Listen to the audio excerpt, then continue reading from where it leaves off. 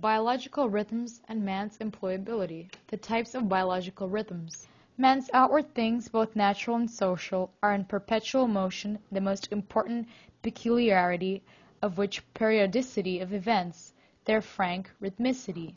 They say that nature endures no emptiness, but very much likes rhythms and rhythmicity.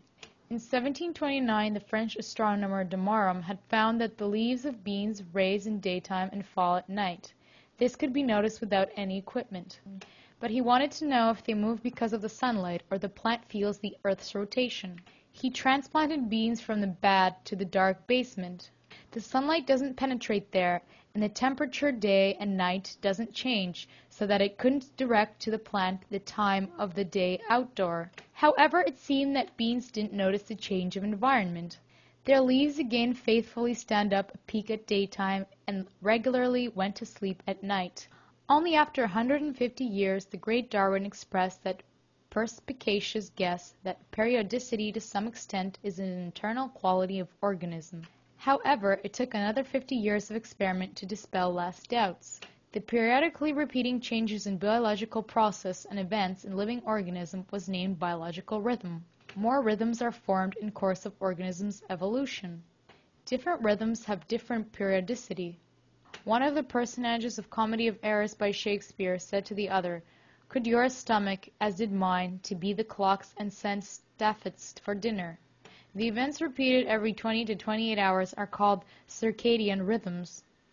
Circadian rhythms are oscillations of temperature of the body, arteriotomy, pulse rate. Circadian rhythms are connected to the Earth's rotation round its axis and with the ideas of day and night. It constitutes 24 hours. Rhythms which periods of oscillation are between the split second and half an hour are called high frequency. This is the oscillation of electrobiological activity of cerebrum, heart, muscle, and other organs, respiratory rhythm. There also are the biological rhythms of central frequency between half an hour and 20 to 28 hours. The rhythms with periods about a week, a month, a year, seasonal and long-standing rhythms are referred to the group of low-frequency biological rhythms. For example, woman's menstrual cycle corresponds to the rhythm with periodicity about a month. The rhythm is linked with lunar phases equal to 4 days. The full cycle of lunar phases goes on about 29.5 days. Very many events are connected to seasonal eurythmy. Children grow 2 times more intensive from March to May than, for example, in autumn. The birth rate is maximal from March to May and minimal from November to February. The circadian rhythms serve as the factors of healthy man's organism state. For example, the oscillations or body's temperature. A man has the lowest temperature at night. It grows in the morning and becomes maximal in the second half of the day. The approximate amplitude of change is 1 degree. Body temperature determines the speed of biochemical reactions. That is why in daytime the metabolism goes especially intensively. It gives man the possibility of dynamic activity in daytime. Sleep and wake up are also linked to the circadian rhythms of body's temperature. The lowering of body's temperature is a signal for sleeping. Most people go to sleep on lowering the body's temperature and wake up on its rising.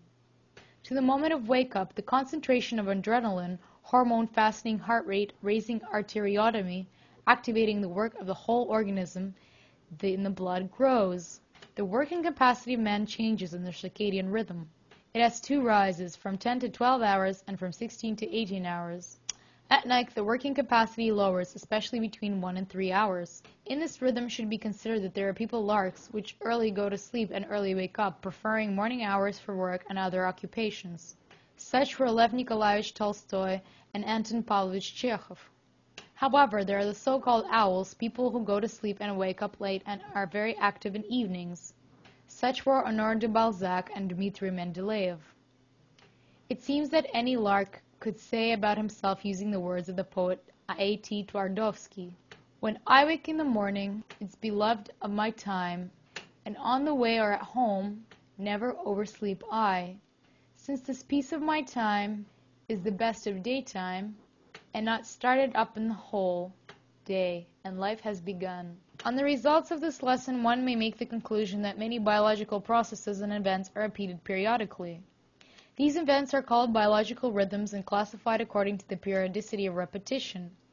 We also learn that sleep and awakening are connected to the circadian biological rhythms. Working capacity. What such an important factor of man's status as his working capacity depends on. First of all, let's notice that every man is individual and is not like others. He has his own physical and psychological factors and his own biological rhythms. He, for example, determines the time of going to sleep depending on his biorhythm. However, in any case, one should accustom himself to go to sleep no later than at 10-11 p.m. and sleep no less than 8-9 hours. Why is it so important? It's because sleep helps to restore the organism's working capacity. Sleep is the beautiful gift of nature. According to modern ideas, sleep is not only physical rest, but the activity directed to the processing of different information stored during the day. One may put many cases when the hard problem could not be solved in the evening but was easily solved in the morning. The folk proverb not in vain says, "Morning is wiser than evening." One of the first signs of the man who had to less sleep in his lowered working capacity. In this case, the pupil badly assimilates the material. He can't concentrate his attention both at the lessons and at home. Our recommendations for the full-fledged and deep sleep. To work out the habit to go to sleep at 1 at the same hour. To wake up in the morning at specified time. Obligatory ventilate the room before sleep. Turn off TV and computer an hour before sleep. To perform the hygienic care for oral cavity, hands, and legs. Besides this, before sleeping, it's good to read a good book or to listen to tranquil music for a while.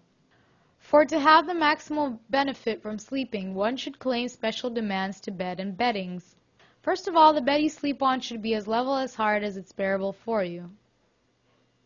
In this case, the body mass is equally distributed among its surface and the muscles relax maximally. Daily loads on spinal column called forth by its vertical position lead to its contortion. During the sleeping, its position reform. The pillow should be small and hard. It's better to have a pillow in the form of roller. The pillow's height should be comfortable for you and fill in the cavity between nape and shoulder blades. The medicine recommends to sleep both prone and edgewise, but it's better to fall asleep supine. The blanket should correspond to the season of the year but not overheat you. It's known that during the sleep all process is slow. That is why under the warm blanket the process of organism's thermoregulation may be disturbed. In this case, the organism will have to begin working and to spend energy on the counter of your rest. So the correctly organized regime of learning and rest ensures the man's high working capacity and awake condition for a long time. In case of disturbing these conditions, the man's working capacity abruptly lowers. The poet of 12th century nicely said about this, "Sometimes it's so easy, and no stop after I had begun, and nobody reproaches me that my work is such a fun. But on pass of some time, my desire is yet gone, and substitute forever, yawning and overall." That is why an important place in the process of everyday activity should be given to the prophylaxis of over-fatigue. What is fatigue? This is the state of the temporary lowering the man's working capacity. It develops as the result of intensive or long mental or physical activity and is accompanied with the feeling of weariness. For the man's organism, fatigue is a normal state having the protective function. It signals about the approach of serious changes in the organism which may lead to the abnormality of its organ's functions. To protect itself, the organism lowers the intensity of the man's mental or physical activity. The evidences of fatigue are the lowering of intensiveness and rate of reactions, appearing of errors, dystaxia, and so on. A man perceives fatigue as unpleasant and sometimes sickly feeling, that is, as deterioration of health. This is a feeling of heaviness in head and muscles, asthenia, sus. The development of fatigue in many aspects is connected with the organization of the regime of work and rest. Fatigue grows fast in the next learning or physical load appears in the period of incomplete recovery of energies. If one has not enough rest after the fatigue, the working capacity doesn't recover and the overfatigue gradually develops.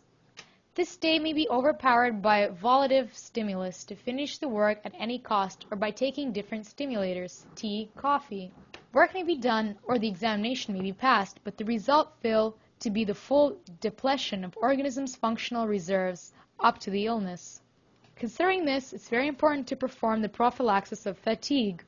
At the school age, the skill of correct evaluation of his state and perform the self-control for the factors of their longitude and intensity in many aspects depend upon the pupil himself. First, it concerns the exercise stress rest organization. It's necessary to alternate constantly mental and physical work, the regime of the pupil. For the restoration of working capacity, different forms of rest should be actively used. The factors of self-control may include most subjective and objective estimations. Subjective factors of self-control are man's health, his wish to continue the business that he had begun, satisfaction with sleep and appetite, painful and restless feelings. The total result of all this is your health, which consists of feeling of vivacity, apathy, weariness, and so on. In general, health can be divided into good, satisfactory, and bad. The working capacity and the level of recovery after previous work depends upon the general state of the organism. This is why the absence of desire to go on working may be the sign of fatigue. We may notice that the normal sleep recovers the working capacity, ensures vivacity and aphasia. If the insomnia, hypersomnia, or restless sleep at night have appeared, this is one of the signs of fatigue. The heart rate is one of the objective factors of self-control. It helps to control the effects of exercise stress. If the heart rate in the state of rest have enlarged as compared to the norm, it testifies the fatigue. For the prophylaxis of fatigue, every man should know that any stress, mental or physical, should be real and correspond to his individual potential. He is subject to mental and physical over-fatigue. In this case, there are two ways. First, to lower the stress and the volume of work, and second, to try to enlarge one's potential with training. So there are many factors determining the rhythms of man's activity and influencing the individual rhythm of his working capacity. One of them is the prolonged sleep. So try to take our advices and don't admit the sleep loss, especially the systematic one. It's important to regulate one's work so that the volume of stresses was proportioned.